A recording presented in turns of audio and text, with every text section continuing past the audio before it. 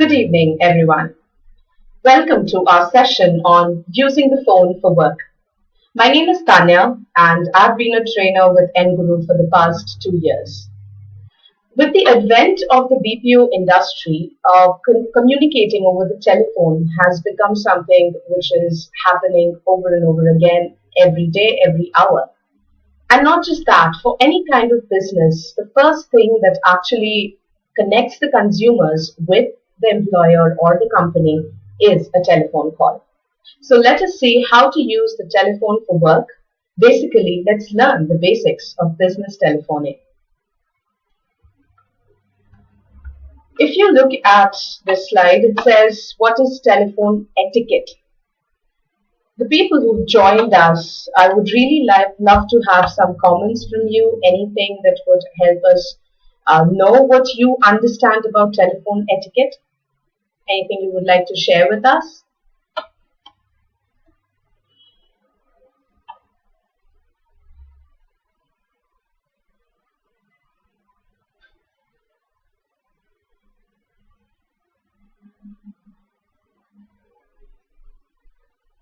Well, we definitely know what a telephone is because we are glued to it all throughout the day.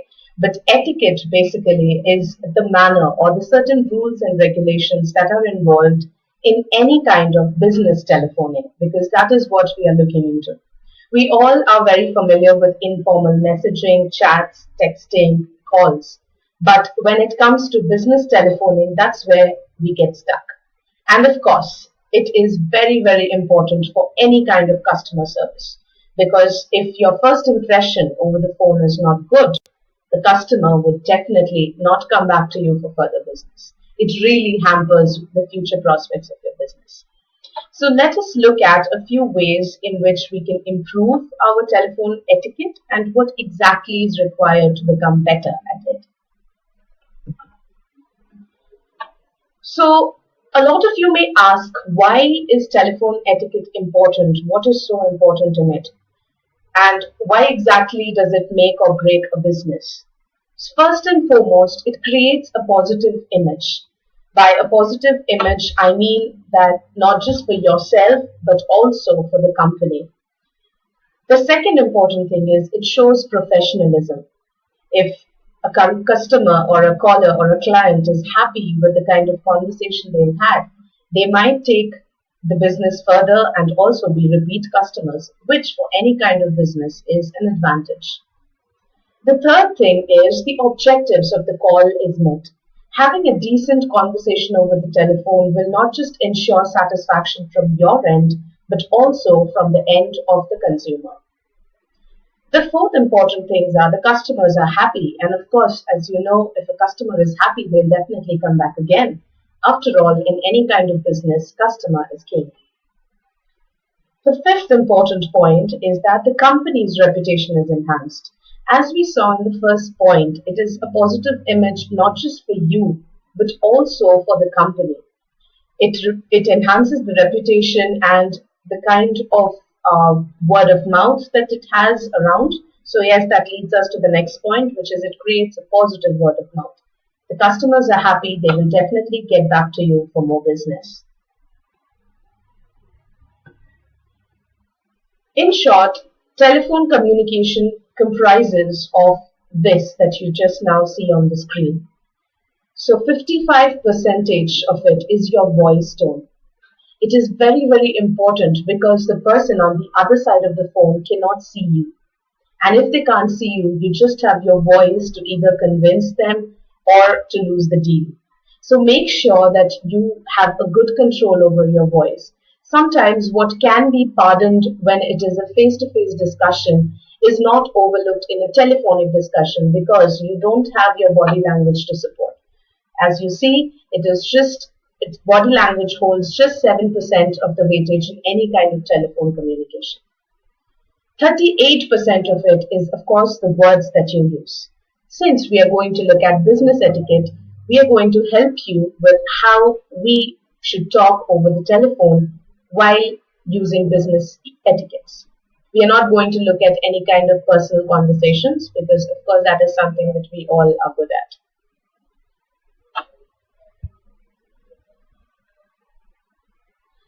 So let's look at a few stages of telephone communication. It all starts with a call opening. There's an introduction that happens. And of course, you identify the need of the caller. What exactly do they want? You're expected to build a rapport over which the customer may feel free to share his or her problems or requirements with you. Then you provide a solution to the problem that they have come up with. And finally, you close the call.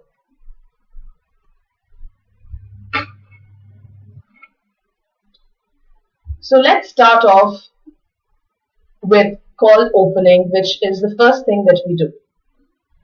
So of course, always start off with a warm and a professional greeting. In some time, we will help you out with a few phrases that you can use while you are greeting a customer. Identify yourself. That is very, very important. Just saying a hello and not identifying yourself and your company leads to bad telephone etiquette. And of course, be very enthusiastic while you are talking to them. Make sure you do not eat food or munch on anything or are in a place where there's a lot of noise around you, because that is something that is considered to be impolite and of course it is unprofessional.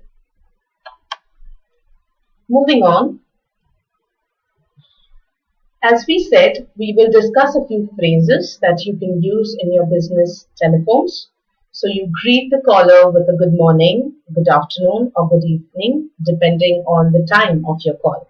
You, of course, do not start your greeting with a good night, because good night is generally used to complete or finish conversations. Identify the department, not just yourself, but also the department or the company that you are from. So you can say business center, housekeeping, front desk, depending on which department you are from. While we are going over these phrases, if all of you watching this video, if you have any doubts or questions, we would love to have a few comments from you and we could answer it in the process of this webinar. Getting back to the next slide, identify yourself. It is very important to say your name as well as the department, of course, as we saw. So Abhishek speaking or Pooja speaking, or you can say this is Abhishek. Offer assistance. Even before the caller asks you or tells you the problem, you should make an offer for assistance. So you can either say, how may I help you? Or you can say, how may I assist you? These are a few examples that you could have a look at.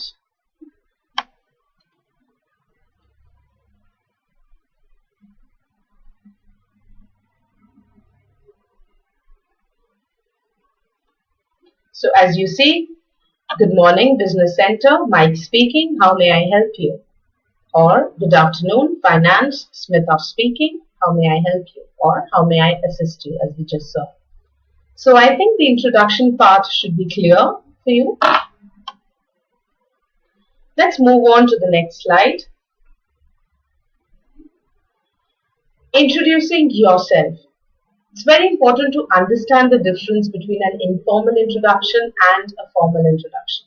So as you can see on the slide, an informal introduction would be something like this is Ken, or hello, Ken speaking. A formal one, on the other hand, would be this is Jennifer Smith speaking, or hello, Jennifer Smith speaking. So as you see, the complete full name is what you should say while you are on the telephone. Sometimes you may need to ask who is on the telephone because you may not have a caller ID or you may not have the number saved. So these are some ways in which you can ask. Can I ask who is calling, please? Excuse me, may I have your name, please? Of course, you have to be very polite. Politeness is of utmost importance in any kind of telephone communication at work. Moving on. Depending on the department that you work in, you often will have to connect someone to someone else. It may not be the department that you're looking at or the department you're concerned with. It may be, the call may be for someone who is from a different department altogether. It may be from someone who is not there at the moment, or it may be an entire department altogether. So a few phrases that you could use is, I'll put you through. Could you hold the line? May I put your call on hold? or can you hold on a moment? These would be the polite ways of asking them to wait while you're connecting the call to the other required department or an individual.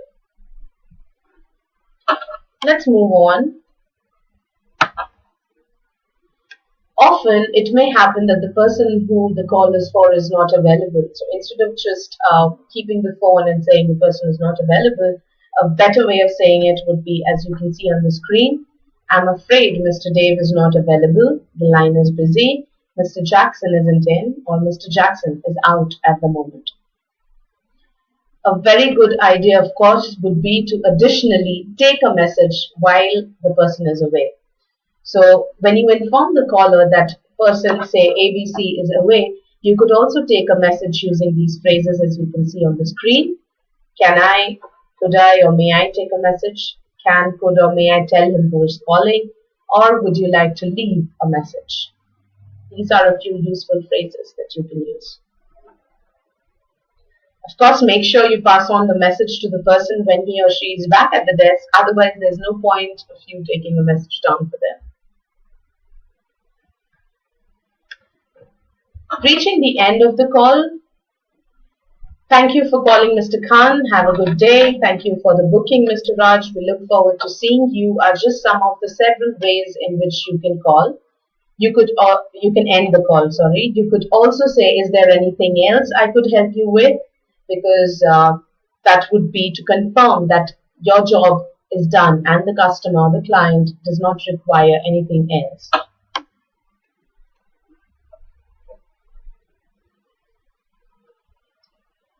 Here are a few other phrases that you could just have a look at. I will leave the screen on for some time and you could just have a look at these. These can be used at different situations.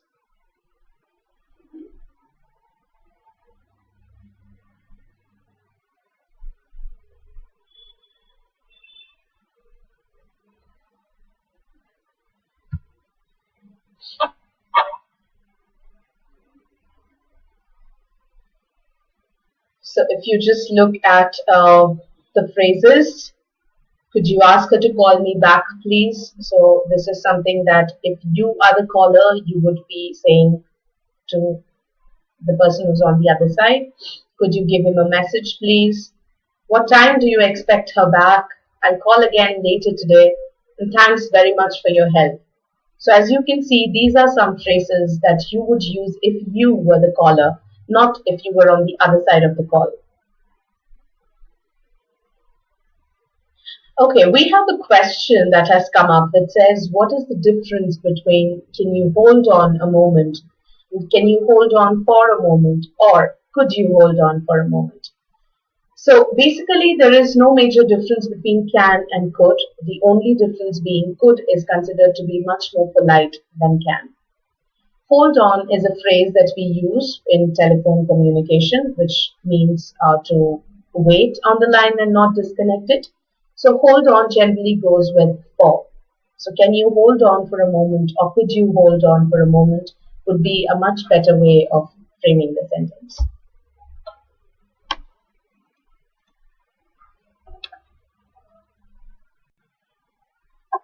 A few more phrases for you.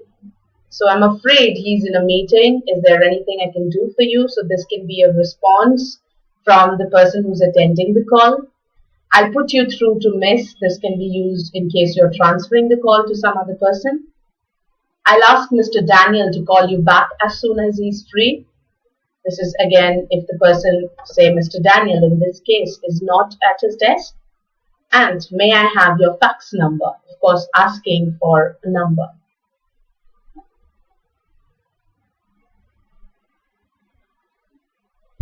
So with this, we come to the end of today's session. I hope it was really informative for you and you got to learn a lot of new phrases that you can use. Telephone etiquette is something that, of course, involves a lot of use of vocabulary. And having said that, it can only be improved upon by regular practice. So if you definitely want to learn more or want to improve upon your telephone communication, you could join our online platform, engurutalk.com, which is evident on the slide. If you see Enguru Talk, that's what we call ourselves. So engurutalk.com, where you can go on one-on-one classes with a dedicated teacher.